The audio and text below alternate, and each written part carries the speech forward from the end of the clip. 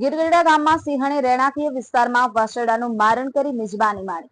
જંગલ બોર્ડરને અડીને આવેલ ગીરગઢડા ગામમાં સિંહણે મોડી રાત્રે પશુનું મારણ કરી મિજબાની માણી. ગત રાત્રિના 2 વાગ્યા આસપાસ શિકારની શોધમાં 3 સિંહો ગીરગઢડા ગામની બજારોમાં આવી ગયા. ગીરગઢડાના હુસેની ચોકમાં મોડી રાત્રે 3 સિંહો આવી ચડ્યા હતા, જેમાંથી એક સિંહણ દ્વારા હુસેની ચોકમાં એક વાછરડાનું મારણ કરી અને મિજબાની માણી હતી.